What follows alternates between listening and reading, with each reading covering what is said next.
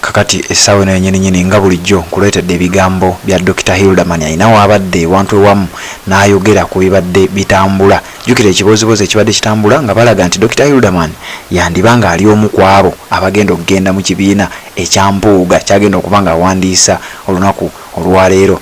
Kakati Hilderman ono ebibozibozi ebyo nga bitambula afuddengayo nnyo okubeera nga yeewozaako n'agamba nti Mpuuga bw'aba yagwa mu shiitize bw'aba nga yagwa mu bizibu bye nze sikolagana na muntu wabula nkolagana na kibiina kyange. Mpuuga ebintu byazaakola nze nga Hilary Kiyaga mbimanyi era wembira oluvannyuma lw'okuba nti nabiraba ne mwawukanako nensigala n'ekibiina kyange. Abadde aweera nti nze sisobola kukyeyadde olunaku olumu nenva mu mukulembeze wange Robert Kyagulanyi Ssentamu oyo Dr. Hilderman oba Honorable Hilary Kiyaga bw'atyo bw'ategeezezza. Njagala kubanga mbikuwa obiwulire. Jjukira ekibiina kya NUP essaawa yonna kigenda mu nteekateeka eya countrywide tour. Kati ng'ono y'omu ku bantu abategeka oba y'omu ku bantu abagenda otambulirwako ensonga. Kati ekibozibozi ekyo abadde alina okuba nga ajja n'akikiriyalinga. Kansooke nkuwa ebigambo bye then oluvannyuma nzije tubeere nga tweyongerayo nga bulijjo. Red Zone TV kwoli webali kubanga ogoberera oba tonaba kubanga osubscribinga kirira wansi awo olaba ekigambo subscribe kikwateko kwata kadika notification obeere nga tomissinga nsonga yonna. Kakati essaawa eno nina kwogerako ku kintu kya Honorable Mpuuga.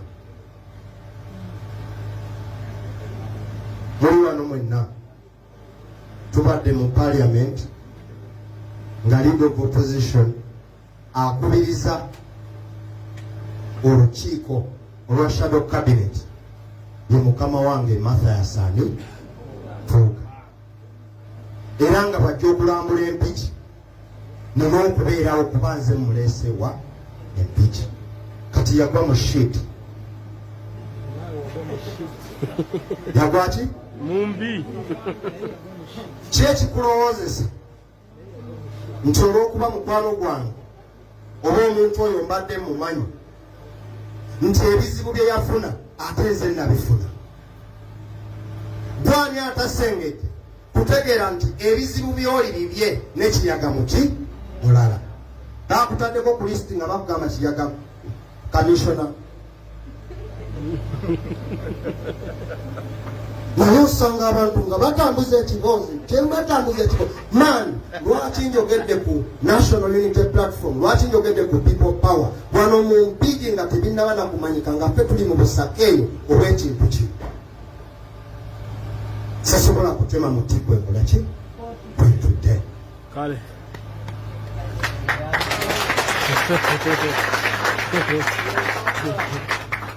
ng'ebyo byonna biwedde abalala bakoma ku linnya limu oba abiri principal, abalala bakoma ku linnya limu president, abalala bakoma ku linnya limu Bobi.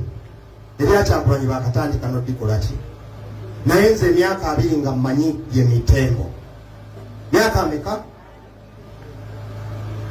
ebyetikisi nga biganye sisobola kukwata kitala kyange n'ekitunuza mu Kyagulanyi mulundi nakuki. We have a history.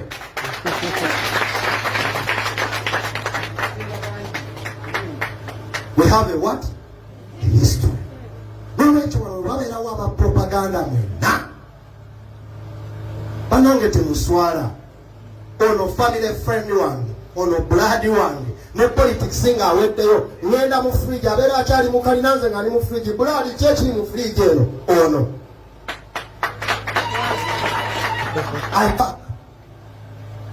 kakati ekyaliwo ogenda okuwulira nga Kiyaga asiriseewo ebyampuuga tabyogeddeeko naye era abantu banonoozera ne silence ne baginonooza. Please, we have respect for each other. Let us respect each other.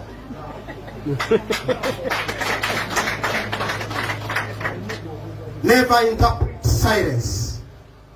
Taata wo bw'akulaba ng'obadde okwata mu mba n'atagamba kutolooza nti teyakulabye naye yagambye nabo bakinaakiddamu leero kitemeke omuteme.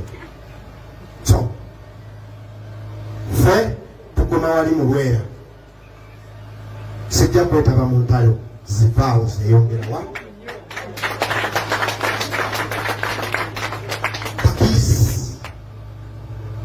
Bwe meeting chairman ono bwanabeera open buli meeting twabyogera bwewempigi tomanyi nti ekibiina kyange kibadde kintunuulira even mu mbeera eyo okubeerawo ng'omutabaganya w'enjuyi zombi ezo bw'otambuza propaganda naye ekibiina kyange kintunuulidde nga n'ensonga ezo zitambula nsobola ozimala wonze kiyaga because I'm Mr. Fixer Mayo. You don't know. So sekubira kadengede azanira ku kibiina kyaffe nze sikulembeza kino ekifo musobola kinzijjako naye njagenda ku secretariat nja kutuulaawo okulaba nga emirimu gy'ekibiina gikola ki kubanga ebabeera baliyo by election nze bankubira abakulu wano ne baŋŋamba kiyaga gwoduumidde pate eyo neŋŋenda ne nnoonya mu ssente z'abaganda bange ne bagamba ne tulina by election omoro. Learn to appreciate yours. Kiyaga abaana baffe bakunkumalidde Dubai yisaamu eggaali ababaka abo batuweeyo ku ssente n'ensolo za miliyoni 5 nga kibadde kiganye naye nga patenzikiririzaamu wagwani uwayo. So nzize wano nazze ndi energized tusimbudde sabo nze komanda wano tusimbudde atakkirize nti tusimbudde president wange yagamba tulibalira ku bikolwa byaki. If you don't trust me, you're gonna see what I do and then you compare yourself with it. Yeah, no. Atakkiriza nti ndi komanda era neewaayo. Just a question.